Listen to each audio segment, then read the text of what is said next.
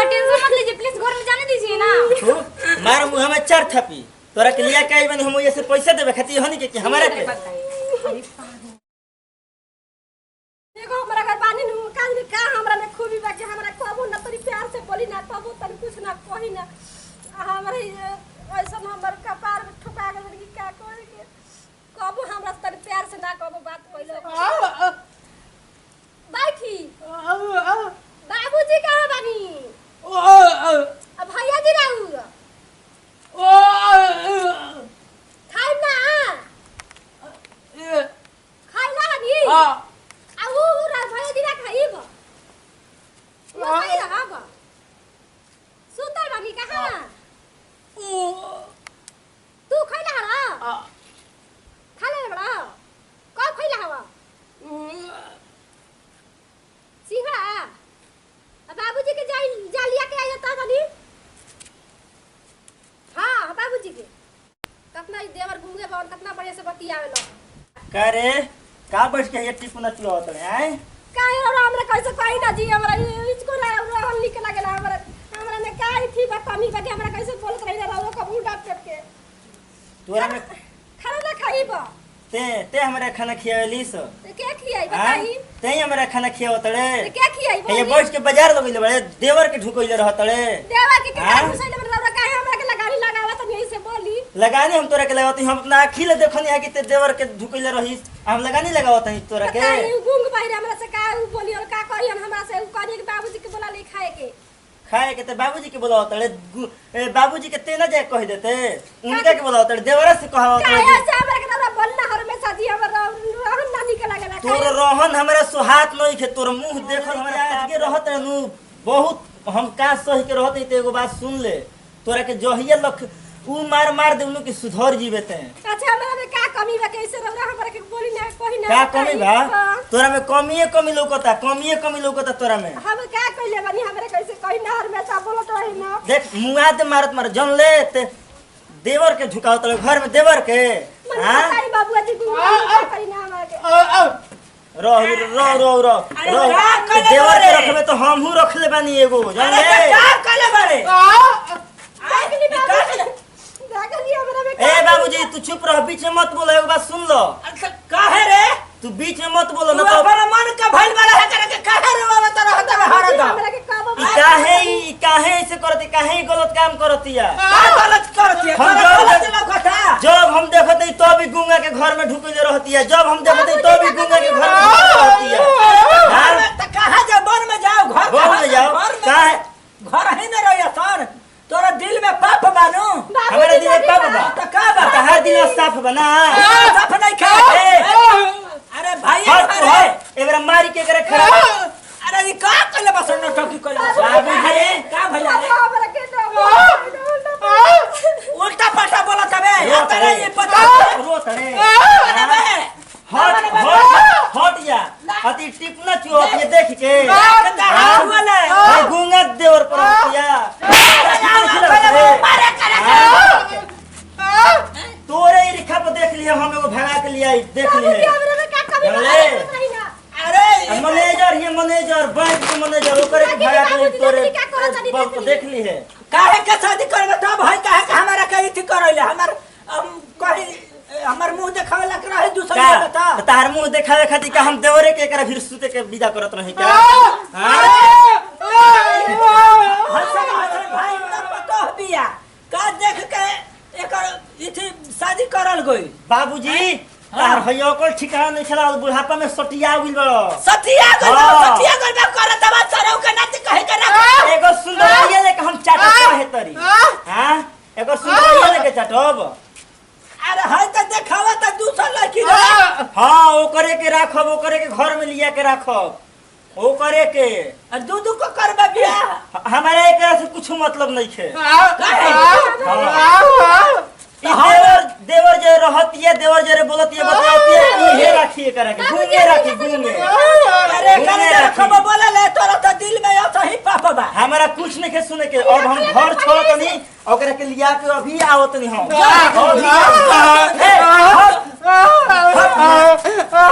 हटो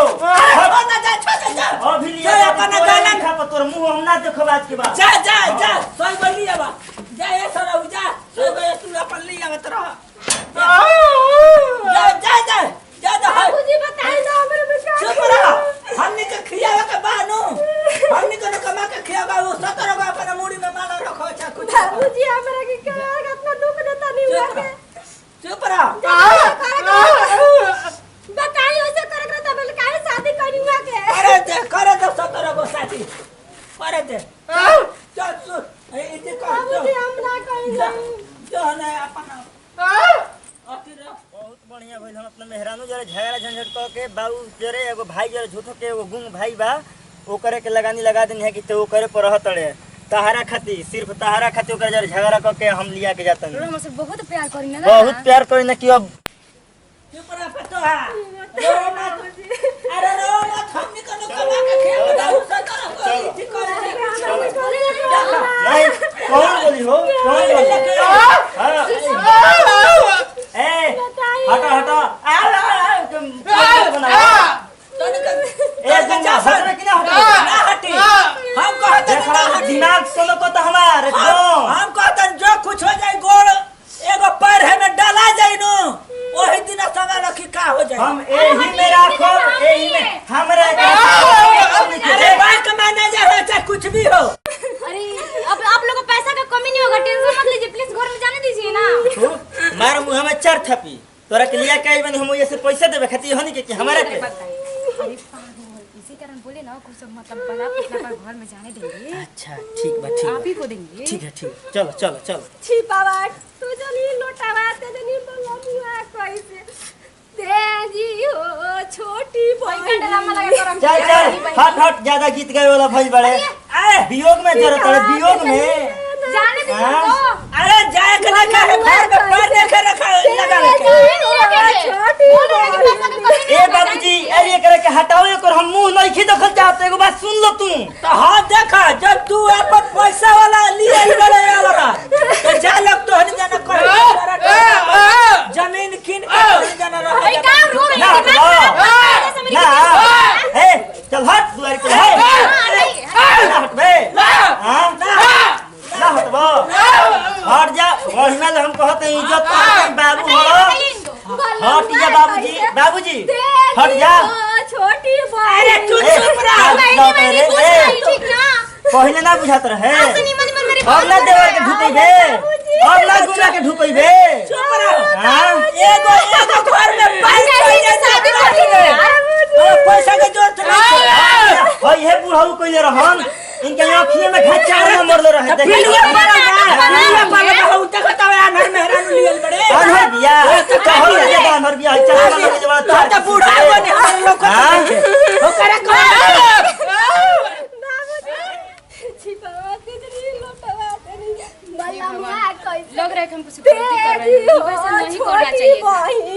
बेचारी इनको तो हमको तो कितना मिल जाएगा, हम तो खुद ही बैंक मैनेजर हैं और लोग तो सिर्फ पैसे के लिए मरते हैं। इनके वजह से कितना मिले बस इनका तो कोई नहीं मिले। ये दीदी चुप चुप चुप कैसे पानी एक्शन अरे ये पर बहलावे के यही आदत है करा बात में ना नहीं अरे चुप कर अरे सब एकदम निर्दयी हो बाबूजी तू चुप रह काम खराब हो जाए तू चुप रह दीदी खड़ा हो जाओ। काम खराब हो जाए खड़ा हो जाए कैसे तेजी हो छोटी बहिनी अरे छोड़िए ना जी कोई एकर खाली ऐसे ही एक रुपए हो केहू के रोई रोई आई सही कइले भी आई दीदी हमरो के जब बियाह हो के ले तो ऐसे ही रोत रहे बचिया तू हमारी इज्जत बाबू ठीक है एकदम इज्जत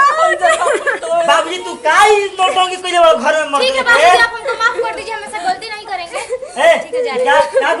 का गलती कइले वाला दीदी शांत रहिए, हम जा रहे हैं, हमको माफ कर दीजिए, ऐसा गलती कभी नहीं होगा हमसे। चुप रहिए वो आपका पति है और आप कहीं रहेंगे। ठीक है दीदी, प्रणाम, मैं चलती हूँ। लागो त मैं सिखाओ खा के विदा कर दो सो हो जाए लग ए कहां जा रहे हैं हटिए कमीना, जो मेरा पति कमी होगा वो मेरा क्या होगा? आप मेरा पूरा जिंदगी बर्बाद कर दिए, ठीक ना? मैं चलती हूँ। जिंदगी हाथ मत लगाइएगा। जिंदगी तो हम बर्बाद कर देनी लेकिन तू घरे हमारी जिंदगी बर्बाद कर देलू चुप रहिए, आपका ऐसा लोग बहुत देखे, बहरा फुसला कर हमको ऐसे कर दिए। जानते हैं पैसा वाली है ना आप,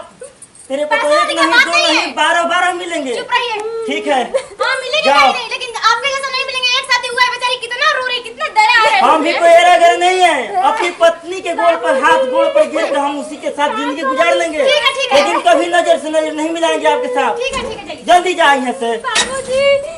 समझाई नहीं बाबूजी हम जौन गलती कोई नहीं होकर के माफ कर दी बाबूजी। अरे माफ करे के कह दो बेटा। अरे बेटा ना बाबू। सब लाज ना रखना तो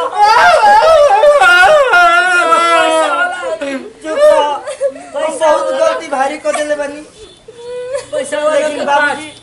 हमें खातिर ओकरा के लिया कर रही कि बैंक मैनेजर हिया पूछ हमनी गरीब आदमी में हमनी खातिर कुछ अलग कर देत, लेकिन ना हम बेटा ऐसा ऐसा काहे गलती रहा कोई नहीं है, बताइए हमरे भी काहे की गलती मत रहा? करिए हम बेटा। खाली तोहरे खातिर कइले रही, अपना घर परिवार खातिर कइले रही ना बाबूजी। नमस्कार प्रणाम भैया, हम रवीना कुमारी। जो नी समाज में ऐसा हो रहा बा, जैसन के वीडियो में देखनी है, जरा सब देखते बानी जा, तो ऐसा बिल्कुल भी ना होके के चाहिए। ये समाज में हर चीज के बंटवारा हो जाला, लेकिन सिंदूर के बंटवारा कबो ना होला। और मतलब पैसा वाला होके के मतलब लड़की के जिंदगी बर्बाद ना करके चाहिए। वैसे भी हमार बड़ बहन जैसन रहली है, और सब देख के वीडियो के माध्यम से सीखी जाए। समाज में जितना भी गलत कार्य हो रहा बा, सबके हमके निपटाए के कार्य करे के बा। और हर मर्द के फर्ज बनता कि अपने ही पत्नी से प्यार करे। कोनो पैसा वाला देख के ऐसा कोनो गलती मत कर देवे कि ओकरा के रख लेबो चाहे। हाँ अगर हमनी के वीडियो अच्छा लगी तो लाइक करब जा, चैनल के सब्सक्राइब करब जा, और कमेंट करके बताइब जा कि हमनी के वीडियो कैसा लागल। रात्रि पति विदाई, अगले वीडियो में फिर मिल जाए।